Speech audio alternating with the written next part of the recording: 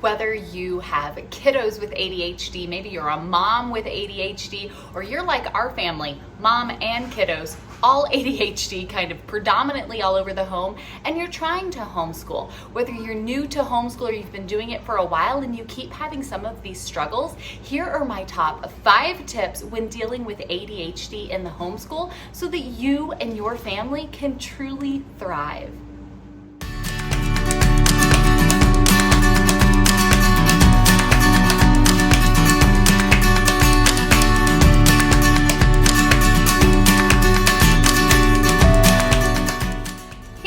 I'm Heidi with Heavily Minded Home, and welcome back to our channel. So we have videos that come out each and every day talking about all the homey things. So from homemaking to homeschooling, home discipleship to homesteading, all with a heavenly minded, eternal focused approach. I'm so glad you guys are here to hang out with us today. This week we're talking a lot about ADHD because it can be quite the curveball in life as we're trying to balance all the things, do the best with what we have, and sometimes that can be a little difficult when you're dealing with some ADHD related things. And so I wanted to talk today specifically about homeschool. So I have been homeschooling for a dozen or so years now. It's been quite a while. We have 4 kiddos. The 3 younger ones are currently being homeschooled. Our oldest, we just graduated here this past summer. Many of these things I'm going to share with you here today are things that we have learned the hard way. I was not aware really of ADHD until we started noticing issues with some of our kiddos. And then the more we learned, the more we found out, the more we went, wow, this makes sense. I never realized my whole life that I have ADHD until being an adult and seeing, oh, these kind of quirky things I always did, there's a reason for it. That's why I struggle in this environment. That's why I do these things. That's why you kind of see these pieces come together. And so these are the things that we have implemented in our homeschool to really set us up for success, set us up for a system that is going to thrive even when we're dealing with different variations here. Now, I would say that 3 out of 4 of my children fall on the ADHD spectrum. It doesn't mean it's a one-size-fits-all, of course not. And any of us dealing with it, we know there are some differences. But I still believe that these principles overall can really, really help you today to start implementing them in your home, in your homeschool, and really seeing results. So let's talk about these tips. Because we are on the internet here, I am going to say, obviously, I am not a doctor. This is not medical advice. I am not saying that I have the ultimate authority on all things ADHD. These are simply one mama sharing her tips and tricks to the things that we do in our home to help our family thrive. I pray it can be a blessing for you and your family, but if you are here looking for medical advice, you are in the wrong spot. Here is your warning. Let's get back to the tips. For each of these tips, I'm going to share a little bit on what to do to help the kiddos with ADHD, as well as what to do to help the mama with ADHD. Like I said, in our house, we're kind of a just ADHD predominant family, and so we kind of take these same things, structure them a little differently for the kids and for me to help us really thrive in our homeschool. And the first tip I'm going to share would be a simple structure. This is so incredibly important. I think a simple structure is really important for our ADHD kids so that they know what to expect. They know what's coming next. They know what the routine is. They know how our day is going to go. Kind of setting some of that structure, some of that framework really does help as they're trying to work through the things in their mind to kind of keep it together.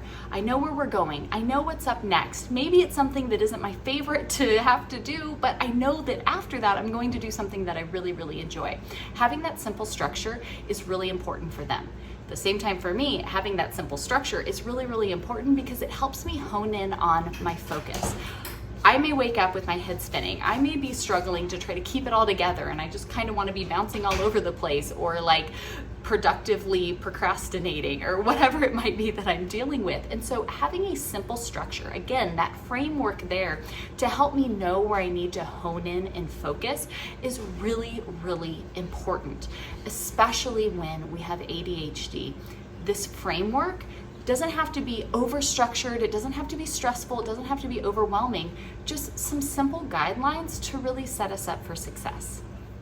My second tip here that I think is absolutely important, especially for those who are a little more hyperactive on the spectrum, would be to balance the still time that we need our kids to be focusing on a certain activity with some movement time.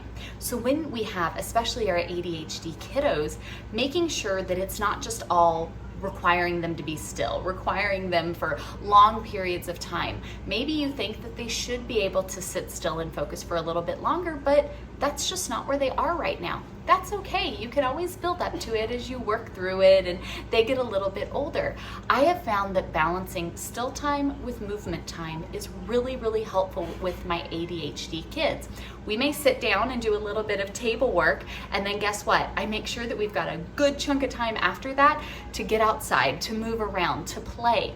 They do the Heavenly Minded Homeschool Academy. We have online co-op classes that you guys are all welcome to come and sign up for.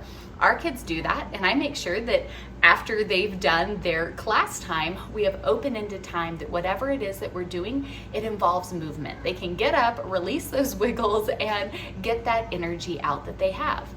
The same thing for me. As I'm trying to balance, all of my stuff here with the areas that I struggle in, I try to make sure to balance and me get up and get moving. That time that I structure for the kids to have that kind of open-ended time for movement, I get up and I also get moving. I use it for a time of productivity. If the kids are going outside and they're gonna go run and play or swim for a little bit to kind of get their time of movement in, I'll go ahead and run my vacuum mop and get the floors cleaned. I try to make sure that I balance that with me also getting up, getting that energy out, moving around and doing something productive, which really is such a soothing thing, especially as we go throughout our days with all that we have on our plates. Being able to balance that stillness with that movement is really, really helpful, especially when we've got ADHD kiddos and ADHD mamas.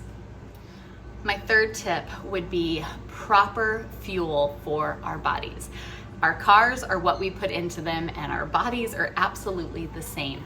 Diet and nutrition is really important, and especially for those of us with ADHD. What we are filling our bodies with is going to affect the output that we're getting.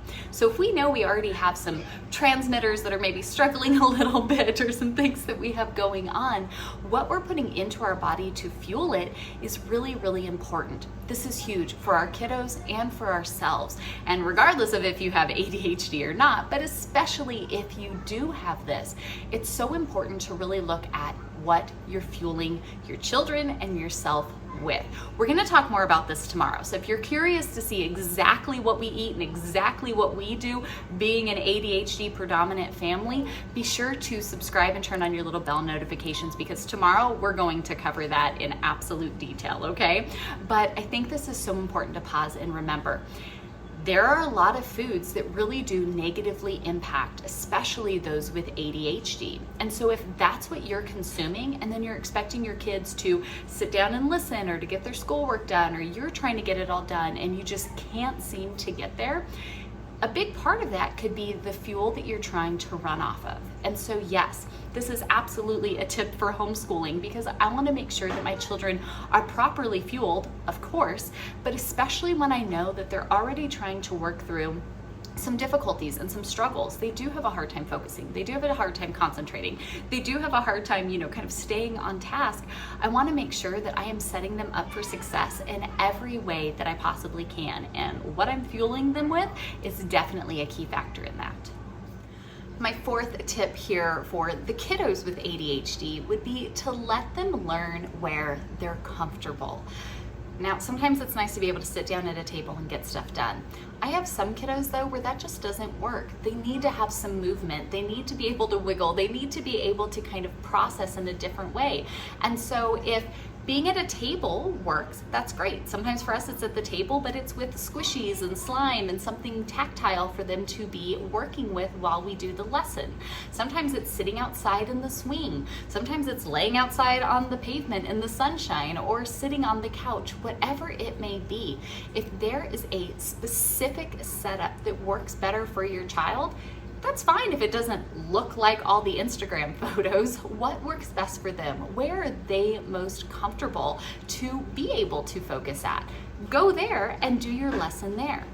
And then to help us mamas here who might be struggling a little bit, tidiness really is important. I've noticed this so often when I run into other moms who are also dealing with ADHD, and they just talk about how they can't seem to focus and they get so distracted and they have such a hard time getting through lessons and really working with their kids because there's just too much.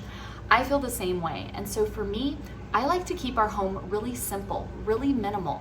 I can't focus when I know that there's dishes in the sink and stuff all over the counters and a pile of laundry, hiding over here out of my, kind of into my vision over here. It makes me nutty and I really can't focus. It's really distracting. And so taking the time to, yes, have a comfortable space for my child, but then to lay a tidy framework for me to be able to focus and kind of set them up for success is really important. We have very specific routines, very specific framework that we put in our home to help us keep it together so that we can be set up for success. Again, what do you need to do for your family to thrive? That's important. Make that a priority. Set it up in the best way possible to serve you and your family. If you're curious how I keep up on the homemaking stuff, of course you guys can go to the playlist and see all of our homemaker stuff for some tips and tricks and ideas of what to do there. But these things really make a big difference, especially for us ADHD predominants that are trying to keep it all together, being able to thrive in our homes with our homeschool. My fifth and final tip here might seem kind of simple, but I promise you it is important, and that would be for the kids and for you. Break as often as needed. We want to make sure that we're doing the best with what we have given to us in this season, in this day. And it's okay if it doesn't look like your preconceived notion of what homeschool should look like.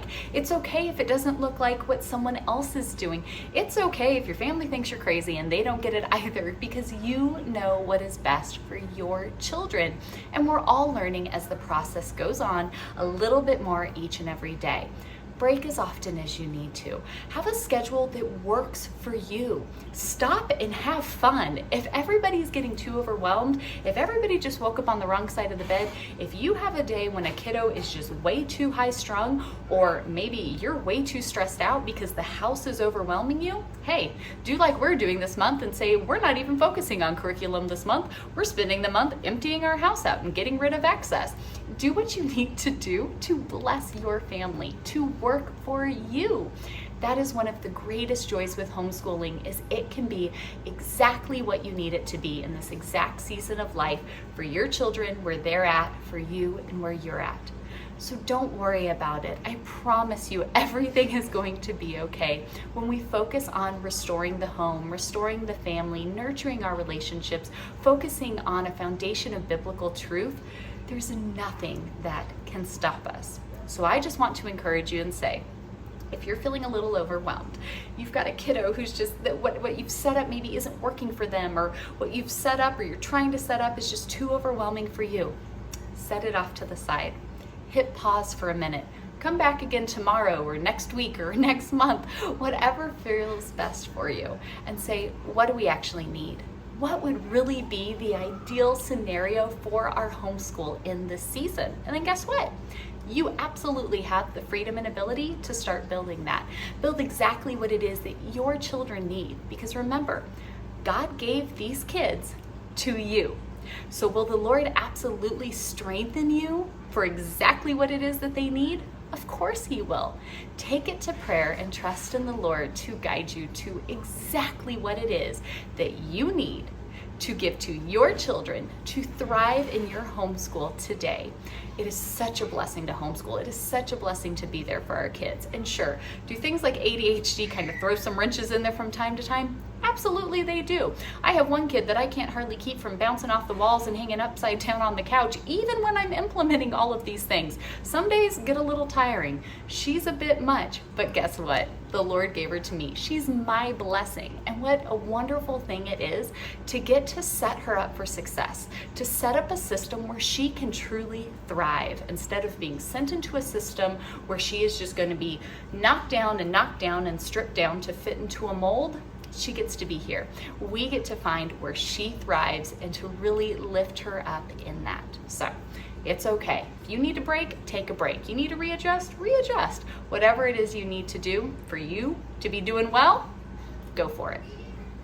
So friends, whether you have kiddos with ADHD, you have ADHD, you're like us and you kind of got everybody here, these were the top 5 tips for kids and for mom that I think are just so helpful. You've got to know this when you are homeschooling. You are setting up a system that can work for you and your family. It's not a one-size-fits-all, but you start implementing these things in the way that can benefit your home and your family, and you're gonna start seeing some results.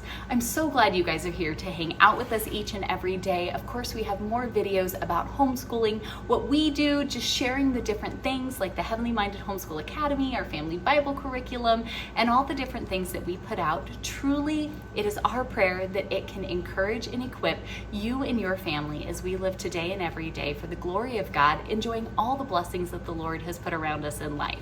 So be sure to subscribe and tap those little bell notifications. Like I said, tomorrow we're going to talk about exactly how we're fueling our bodies, but we have a lot of exciting stuff coming up. You want a little bit more about homeschool? Feel free to binge away on this playlist right up here. Hopefully it can be encouraging to you in your homeschool. Otherwise, see y'all right back here tomorrow. Bye friends.